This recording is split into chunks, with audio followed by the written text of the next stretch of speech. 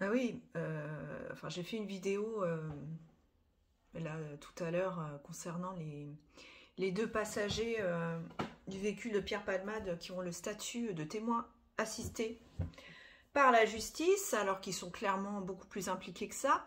Et je suis tombée sur la vidéo du conseil de la personne qui est en situation irrégulière, je crois, qui est d'origine marocaine. Enfin, ça n'a pas de... C'est pas ça l'important. Son conseil, j'ai trouvé sa prestation, elle a été interviewée sur BFM TV par Bruce Toussaint, il me semble. Et j'ai trouvé sa prestation totalement pitoyable, hein. C'est-à-dire en fait qu'elle explique que son client, hein, alors je ne sais pas si elle est commise d'office, comment ça se passe, comment ils arrivent en fait à ces personnes à trouver un avocat. Enfin bon, bref, je pense qu'elle a été commise d'office. Enfin, je sais pas en fait. Mais j'ai trouvé sa prestation face à Bruce Toussaint, mais d'une nullité. C'est-à-dire, en fait, elle a tellement pas d'arguments pour justifier la fuite de son client qu'elle raconte n'importe quoi.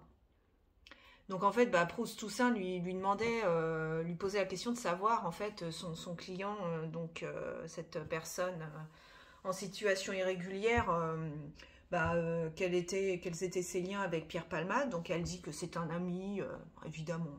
C'est évident, donc un ami qui était là à la soirée. Oui, parce que c'est vrai que c'était une amie, c'était vraiment une soirée festive entre amis, hein. Non, c'était juste une débauche, une orgie sexuelle bien trash, hein, digne des meilleurs films porno, hein, bien hard, hein, du chemsex, hein. Je connaissais pas avant, j'ai regardé, il paraît que c'est des... Enfin, j'ai regardé la définition, pas les vidéos, merci, j'ai pas envie. Euh, et donc, c'est des pratiques sexuelles hard, hein, très violentes, avec du sadomaso, du je sais pas trop quoi. Et donc, donc c'est des marathons, entre guillemets, sexuels qui peuvent durer de 24 jusqu'à 96 heures. Et en fait, tous les mecs, parce que c'est en majorité des hommes qui font ça, apparemment, se dopent, hein, se droguent, prennent de multiples substances pour tenir sexuellement, pour ressentir plus de plaisir et pour pouvoir tenir sur la durée et ne pas ressentir la fatigue, etc. Bon, bref. Et donc, pour dédouaner son client, elle explique que voilà, il était passager, mais que le petit monsieur était sur la banquette arrière du véhicule et donc il dormait et qu'il n'a pas vu les circonstances de l'accident et qu'est-ce qui aurait pu éventuellement causer cette collision. Alors ensuite, elle explique, donc déjà, dormir sur un trajet de 10 minutes en voiture, je comprends pas trop comment c'est possible, mais bon.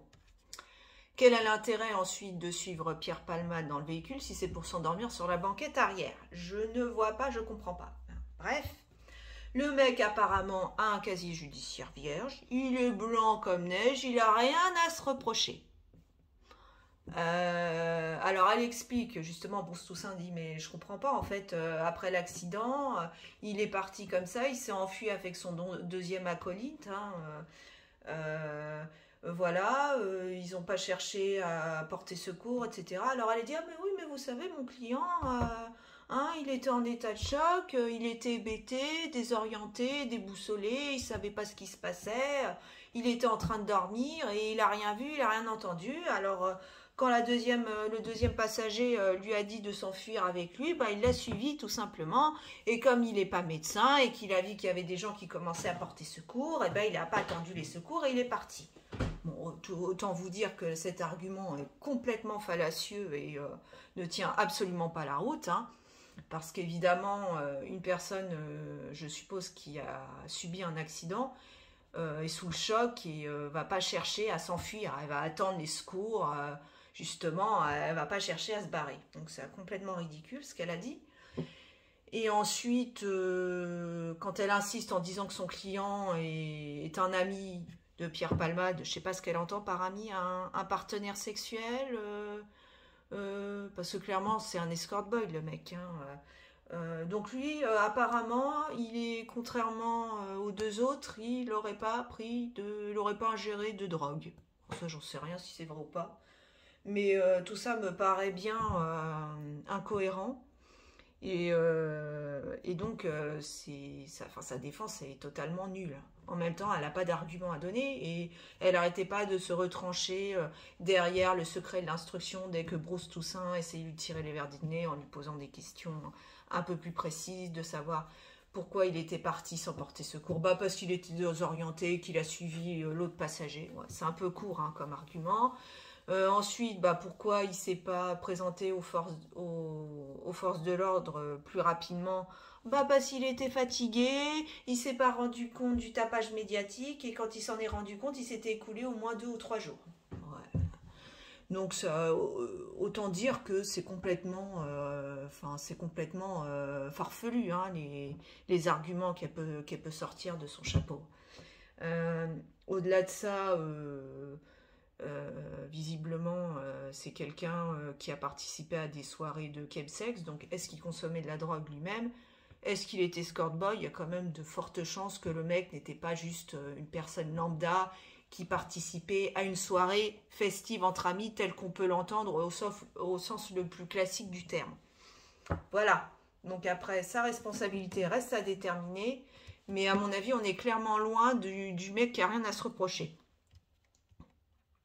Quand même savoir qu'il est aussi également en situation irrégulière, donc il n'avait rien à faire sur le territoire français. Petit détail. Et secondo, quand on entend l'interview de la logeuse, entre guillemets, de cette personne en situation irrégulière, c'est pas très clair non plus, parce que la logeuse... est-ce qu'elle était au courant des activités de son locateur, entre guillemets, parce que je ne sais pas si elle lui demandait de l'argent en rétribution par rapport à là où elle habitait ou pas. Enfin, tout ça reste très nébuleux. Il y a encore beaucoup de points à éclaircir, évidemment. Mais le fait que son avocate le défende de cette manière, ça prouve qu'elle a absolument aucun argument aucun argument tangible pour assurer la défense de son client, parce que clairement, il n'y a rien à défendre. Et clairement, tout ce qu'elle peut dire, on sent que c'est de la poudre de perlimpinpin, hein, comme dirait l'autre. Donc voilà, faut quand même savoir que le mec, il a attendu... alors déjà, le mec, il ne s'est pas présenté de lui-même aux forces de l'ordre. Ce sont les forces de l'ordre qui l'ont interpellé, qui ont perquisitionné au domicile de sa logeuse, je crois à 6h ou 6h30 du matin, quelques jours après l'accident, parce qu'ils sont enfin remontés jusqu'à lui via le téléphone de Palmade et des informations qu'ils ont eues enfin en leur possession. C'est pas le mec spontanément qui s'est présenté aux forces de l'ordre pour aller se dénoncer. Non. Donc après, pareil, quand la logeuse est interrogée et qu'elle dit « Ah oui, j'ai bien vu quand il rentrait, il avait des petites blessures superficielles au niveau du visage, mais il m'a pas dit qu'est-ce qui lui était arrivé, parce que je pense qu'il voulait pas m'inquiéter. » Ouais, bon, à d'autres, enfin, clairement, elle dit pas tout. Donc, clairement, elle dit pas tout. Je sais pas si elle... Enfin voilà, elle raconte n'importe quoi. Donc voilà, tout ça pour dire que cette deuxième personne est, contrairement au dire de son avocate, pas du tout quelqu'un qui n'a rien à se reprocher, mais au contraire, je pense qu'elle doit être impliquée, doit avoir un certain degré d'implication dans cette affaire. Hein. Après, restera à déterminer à quel niveau. Voilà.